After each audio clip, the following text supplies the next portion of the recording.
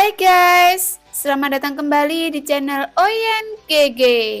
Di video kali ini, kita akan melanjutkan cerita Donghua, Battle Truck Devon. Ayo langsung aja ke alurnya. Si Oyen tercengang, tetapi senyum muncul di wajahnya. Si Osie, kamu tidak mengerti, beberapa hal tidak sebesar itu. Begitu kata-kata itu jatuh, Si Oyen mengabaikan tuan jahat itu dan terus menyerbu pasukan setan hantu. Bentuk tubuh seperti bom, semuanya yang dilaluinya berubah menjadi bubuk. Hidup dan mati seolah menjadi satu pemikiran. Gu Zhongsheng tidak setua saya, jadi ada begitu banyak alasan. Atau kita bisa membandingkan satu sama lain. Seisun mengikuti dari belakang, dan selama percakapan, tembakannya juga sangat sengit. Dan keduanya jelas dalam di tengah-tengah hantu yang tak terhitung jumlahnya. Dan tidak ada hantu yang bisa menjadi lawan keduanya. Tetapi setan hantu ini tampaknya tidak ada habisnya, tidak terbatas, dan mengalir ke sensi seperti air pasang. Dalam keadaan seperti itu, bahkan jika mereka sekuat yang mulia, mereka tidak dapat menghentikan mereka semua. Oleh karena itu, pasukan sensi harus berdiri bersama-sama melindungi sensi. Karena melindungi sensi bukanlah tanggung jawab satu orang. Setiap orang bertanggung jawab atas naik turunnya dunia. Hanya dalam situasi ini, seseorang dapat merasakan kekuatan seluruh dunia untuk melawan musuh dan bersatu. Semua dendam lama tidak ada lagi saat ini. Si Oyen masih masuk jauh, dan secara bertahap, sebuah lubang cahaya besar muncul di depannya. Dari mana monster hantu yang tak terhitung jumlahnya menyerbu keluar? Si Oyen tidak ragu ketika dia melihat ini. Dia hanya jatuh ke dalam lubang cahaya. Sialan, kamu ingin mengambil kepala seseorang lagi? Jangan malu pada Gu Zhongsheng. Seisun mengikuti di belakang Si Oyen, dan mereka juga jatuh ke dalam lubang cahaya bersama. Dan setelah lubang cahaya ini, bukan lagi dunia sensi, tetapi alam iblis. Hantu perkasa mengalir ke sensi melalui lubang cahaya seperti segerombolan. Setelah memasuki alam hantu, Si Oyen mendongak dan melihat bahwa dunia hancur dan penuh dengan kematian yang kuat. Seperti telah pemusnahan. Sama seperti dunia tanpa batas. Mereka telah sampai di ujung dunia dan akan binasa. Mereka tidak punya pilihan selain menyerang. Tetapi dunia juga seperti ini, yang lemah memakan yang kuat hidup, dan yang kalah mati. Ini adalah hukum eliminasi, dan dunia itu sama. Alam iblis meletakkan semua telur mereka dalam satu keranjang. Mereka akan berhasil atau binasa. Mereka tidak punya jalan keluar. Saat ini tidak ada yang namanya baik atau jahat. Tetapi untuk sensi, semua pemusnahan adalah untuk melindungi dunianya sendiri. Perang itu tragis dan tidak akan ada belas kasihan. Dengan kata lain, hanya ada hidup dan mati. Mata Si Oyen sedikit menyipit. Pada saat ini, dia banyak berpikir, tetapi dia juga mengerti hal ini. Tidak ada jalan keluar untuk alam iblis, dan sensi juga tidak punya jalan keluar. Sekali lagi, sosoknya tenggelam di antara monster licik yang tak terhitung jumlahnya. Kekuatan yang sangat ganas meletus di masing-masing kepala tangan Si Oyen. Orang kuat yang tak terhitung jumlahnya dari domain iblis licik bergegas masuk. Tetapi akhirnya masih sama. Tidak ada monster licik yang bisa menjadi lawan yang mulia. Ini adalah kekuatan yang sangat kuat. Si Oyen tidak bisa menggambarkannya. Pada saat ini, dia hanya merasa bahwa semuanya lemah, seperti selembar kertas. Dia hanya membutuhkan sedikit kekuatan, dan itu dapat dengan mudah dihancurkan menjadi berkeping-keping. Pada saat ini, kekuatan yang kuat tiba-tiba menyelimuti Si Oyen. Ini adalah pertama kalinya Si Oyen merasakan ancaman. Tentu saja, itu hanya ancaman dan tidak bisa menghasilkan penindasan apapun. Ini bukan dari monster licik manapun, tetapi dari kehendak dunia ini. Dunia yang merasakan Si Oyen yang telah membobol domain iblis licik. Ia ingin menggunakan kekuatan kehendak dunia untuk membunuh Si Oyen. Tentu saja, itu juga merasakan kekuatan Si Oyen. Pada saat berikutnya, Sebuah adegan yang bahkan Xiaoyan merasa sangat terkejut terbentang di depan matanya. Duar-duar! Melihat sekeliling, hantu yang tak terhitung jumlahnya meledak dalam sekejap. Dengan daging dan darah berterbangan di mana-mana. Jumlah penghancuran diri tidak dihitung dalam jutaan atau puluhan juta, tetapi puluhan miliar. Dalam sekejap, seolah-olah seluruh alam iblis telah berubah menjadi lautan darah, dan suara jeritan terdengar menyebar, dan lautan darah mulai berputar. Xiaoyan dan Tuan Jahat yang datang perlahan semuanya berlumuran darah, ditutupi oleh laut. Meski begitu, masih ada hantu yang tak terhitung jumlahnya di lautan darah. Sesaat kemudian, di tengah lautan darah yang berputar-putar, ada sosok yang perlahan mengembun. Dengan 2 tanduk di kepalanya, 6 mata di wajahnya, memegang sabit besar berwarna darah, dan lautan luas darah mengalir ke tubuhnya dengan gila-gilaan. Di dalam lautan darah yang dahsyat mengalir ke dalamnya dengan luar biasa. Sosok berdarah mengeluarkan raungan yang memekakkan telinga, meraung ke arah Xiaoyan dan Seisun. Kamu mengaum. Saat aumannya keluar, dia hanya bisa mendengar Tuan Jahat di sampingnya mengomel dengan marah. Dan begitu dia mengangkat tangannya, cahaya hitam menyapu ke arahnya. Duar. Cahaya hitam mendekat. Sosok berdarah mengelak dengan sangat cepat. Tetapi cahaya hitam dari Tuan Jahat tiba-tiba berubah. Itu mengenainya. Sosok yang sangat mendominasi meledak seketika. Xiaoyan mengira ini akan menjadi pertempuran sengit. Tapi Xiaoyan menunjukkan ekspresi kecewa. Hahaha, aku senang sekali hari ini. Seisun menertawakan Xiaoyan yang membuat Xiaoyan tidak berdaya. Dia tidak pernah berpikir bahwa setelah lama menyeduh, dia akan sangat rentan. Setelah mengamati dalam waktu yang lama, sepertinya tidak ada gerakan. Tetapi dapat dipastikan bahwa dia memang telah dibunuh oleh Tuan Jahat dengan satu gerakan. Ini sangat sederhana. Dan mengapa alam iblis berani menyerang Sensi?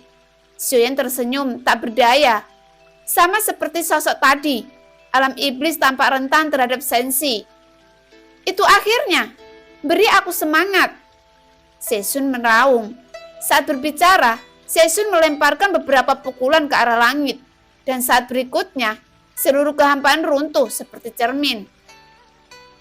Kekuatan yang kuat melonjak di tubuh Xiaoyan. Dan kekuatan ini sepertinya berniat untuk menghancurkan alam iblis dalam satu gerakan. Sidik jari Xiaoyan memadat dengan cepat.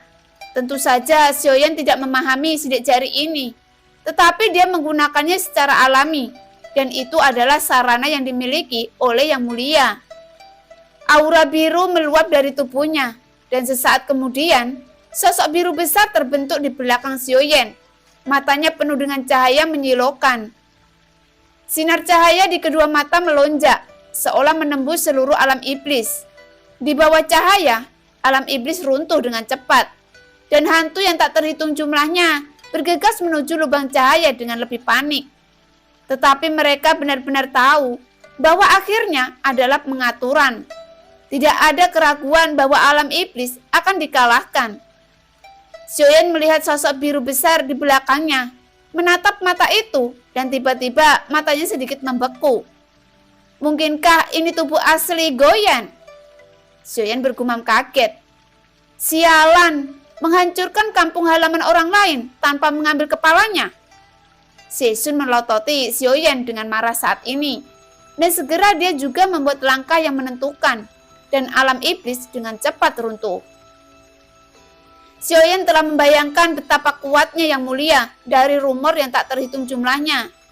Tetapi dia tidak pernah membayangkan bahwa kekuatan Yang Mulia dapat menghancurkan dunia. Untuk menghancurkan dunia, kekuatan semacam ini telah melampaui kategori dewa. Tetapi pada saat ini, Xiaoyan tidak dapat memahami mengapa tuan yang begitu kuat masih akan jatuh. Xiaoyan bingung. Setidaknya sejauh ini, Xiaoyan tidak bisa mengerti. Sudah memiliki kemampuan untuk menghancurkan dunia. Lalu, kali ini untuk apa reinkarnasi? Untuk ini, Xiaoyan hanya punya satu alasan. Bahkan jika itu sekuat Yang Mulia saat ini, atau yang mulia yang jahat, itu tidak akan mampu menghadapi bencana yang lebih besar, kecuali menjadi lebih kuat, dan pasti akan ada rencana seperti itu. Oleh karena itu, baik yang mulia maupun yang mulia jahat belum mencapai akhir sebenarnya dari kekuatan mereka. Dan mereka menggantungkan harapan mereka pada Xiaoyan. Xiaoyan tersenyum kecut. Dia tidak tahu dari mana kepercayaan diri yang mulia dan yang mulia jahat berasal. Untuk dapat tumbuh ke tingkat yang mulia, yaitu keberadaan teratas dan tak tertandingi di dunia, bahkan jika yang mulia jahat telah bersama yang mulia dari awal sampai akhir, namun tampaknya yang mulia tidak pernah benar-benar bertengkar serius dengannya. Bagaimanapun, untuk mencapai level ini, dia benar-benar kuat, tetapi juga semacam kesepian yang tak terbatas. Di bawah sinar cahaya yang keluar dari mata raksasa biru itu, alam iblis runtuh dan menghilang seperti cermin yang hancur. Dan hantu-hantu yang terlambat itu juga menghilang ke dalam kehampaan bersama dengan dunia mereka. Alam iblis runtuh, sosok Xiaoyan juga melesat mundur dan kembali ke dunia sensi melalui lubang cahaya lagi. Dan dengan menghilangnya alam iblis, lubang cahaya juga berangsur-angsur menyusut hingga menghilang. Meskipun ada hantu yang tak terhitung jumlahnya yang membobol sensi, mereka sudah berada dalam situasi yang hancur. Meski begitu, ini juga merupakan perang yang sangat kejam untuk melenyapkan semua hantu yang telah memasuki sensi. Tepat ketika Xiaoyan akan terus melenyapkan monster-monster aneh ini, cahaya hitam yang kuat tiba-tiba menyelimutinya. Xiaoyan segera melambaikan lengan bajunya, dan kekuatan yang lebih kuat juga melonjak, bertabrakan dengan cahaya hitam bersama-sama. Tiba-tiba, hantaman kuat yang dibentuk oleh tabrakan antara keduanya tersapu seperti angin topan, dan hantu-hantu sial di sekitarnya langsung musnah oleh hantaman tersebut. Dan yang menyerang Xiaoyan tidak lain adalah Xie. Hahaha, alam iblis telah musnah. Tidak ada yang perlu ditakutkan. Saatnya bagi kita untuk bertarung. Setelah suara Xie turun, beberapa bayangan bisa terlihat di kejauhan, meraung ke arah Xiaoyan dari segala arah. Xiaoyan mendekat dalam sekejap mata, dan cahaya hitam yang sangat kuat seperti langit, momentumnya adalah untuk menekan Xiaoyan. Xiaoyan menyatukan kedua jarinya, mengangkat tangannya dan menebas sesuka hati. Cahaya hitam runtuh, melambai lagi beberapa kali. Beberapa sosok roboh dan langsung mati. Gujongseng, kamu tidak tahu malu menghancurkan avatarku. Suara marah Sesun datang. Xiaoyan tersenyum kecut dan dalam pertarungan singkat, dia bisa merasakan perbedaan kekuatan antara kedua belah pihak. Ternyata yang mulia selalu bersabar dengan yang mulia jahat. Dan sekarang yang mulia berada di level ini. Yang mulia jahat mungkin sudah menjadi salah satu dari sedikit temannya. Meski terkadang sangat menyebalkan, tapi yang mulia sudah terbiasa dengan keberadaan yang mulia jahat. Jika yang mulia jahat tiba-tiba menghilang, yang mulia mungkin akan hilang karenanya. Padahal selama yang mulia mau, yang mulia jahat sama sekali tidak mungkin menjadi lawan yang mulia. Setidaknya yang dirasakan Xiaoyan saat ini. Jika dia akan membunuhnya saat ini, Xie tidak memiliki kemungkinan untuk mengalahkannya. Dan ada celah mutlak dalam kekuatan. Xiaoyan tidak memperhatikan tuan jahat, tetapi terus melenyapkan sejumlah besar hantu yang mengalir ke sensi. Jika Xiaoyan tidak mengambil tindakan, pasukan sensi masih akan membunuh banyak karena hal ini. Sambil membersihkan sejumlah besar hantu, Xiaoyan menghadapi Xie yang tidak kompeten dan marah yang mengejarnya. Sebelumnya, Xiaoyan bahkan berpikir bahwa Xie dan Susang memiliki kekuatan yang sama. Baru sekarang dia menyadari bahwa perbedaan kekuatan antara keduanya begitu besar. Xie tanpa henti mengejarnya, karena dia tidak memiliki pengetahuan diri tentang dirinya sendiri. Tentu saja, mungkin juga yang mulia yang jahat tahu bahwa yang mulia tidak akan membunuhnya dan dengan sengaja melecehkannya. Hei Gujongseng, bertarunglah denganku. Jika kamu punya nyali, pahlawan macam apa yang bersembunyi di sana-sini? Suara bodoh Sesun berlanjut. Xiaoyan tersenyum kecut, pasti tidak tahu diri untuk menjadi seperti ini. Aku ingin membandingkan denganmu, milikku pasti lebih besar. Xiaoyan tidak tahu bagaimana menjawabnya. Kalimat santainya barusan sepertinya langsung menjadi iblis roh jahat. Berteriak bahwa dia harus bersaing dengan Xiaoyan. Tapi gambar itu seperti angin lagi dan semuanya menghilang. Ini adalah akhir dari kesengsaraan ilahi dan akhir dari kartu pengalaman tertinggi. Ketika dia kembali ke kegelapan lagi dan semuanya kembali ke tubuh dewa pejuang bintang 9 barusan. Rasa kesenjangan antara kekuatan membuat Xiaoyan merasakan rasa kehilangan yang langsung jatuh dari surga ke neraka. Xiaoyan tersenyum kecut. Perasaan yang kuat memang membuat ketagihan, kesenangan dan rasa sakit. Hanya Anda yang akan mengerti sampai hari itu tiba. Suara Jie terdengar dan Xiaoyan sedikit mengangguk ketika mendengar kata-kata itu. Dia memiliki beberapa wawasan seperti yang dikatakan Jie. Hanya ketika dia berjalan ke gunung itu dan melihat pemandangan di depannya, dia dapat memahami segalanya. Xiaoyan mengangguk sedikit. Saya menantikan terobosan Anda menuju keabadian. Gambar menghilang dan malapetaka ilahi berakhir. Xiaoyan perlahan membuka matanya dan ketika dia merasakan tubuh dewa itu lagi, keinginan yang kuat memenuhi jiwanya. Yang paling penting adalah ketika dia menoleh, dia melihat sosok yang ramping, kaki panjang dengan tubuh yang mempesona. Untuk sesaat, sedikit tak tertahankan, lengannya yang tebal dan kuat melingkari pinggangnya yang terbuat dari pohon willow. Dan segera dituangkan ke dalam pelukannya. Di tengah api jahat yang melonjak, Xiaoyan tidak bisa menahannya saat ini. Sampai permaisuri yang dipeluk, pipinya memerah dan air musim gugur bersinar di matanya yang indah. Suamiku, apakah kamu yakin ingin memainkan permainan yang mengasihkan? Permaisuri berkata. Xiaoyan baru saja kembali sadar, menoleh sedikit dan melihat 4 sosok berdiri di sampingnya. Semua membelakanginya karena malu saat ini. Sang suami pergi mengebor hutan. Begitu permaisuri mengatakan ini, Xiaoyan banyak terbangun dalam sekejap, berbatuk 2 kali dan segera mundur. Ini bukan niatnya, tetapi energi iblis membuat keinginannya diperbesar tanpa batas saat ini. Tetapi juga lancar. Biarkan Xiaoyan setelah menerobos ke Dewa Pejuang Bintang 9, Ki Asal telah mencapai 600 juta. Jika dikombinasikan dengan lautan bintang ganda, yaitu 1,2 miliar. Menerobos ke Dewa Pejuang Bintang 9, setelah Xiaoyan melakukannya, dia tidak berhenti di situ, tetapi terus mengeluarkan lebih dari selusin pil sumber, dan melemparkannya ke mulutnya lagi, dan terus ditingkatkan.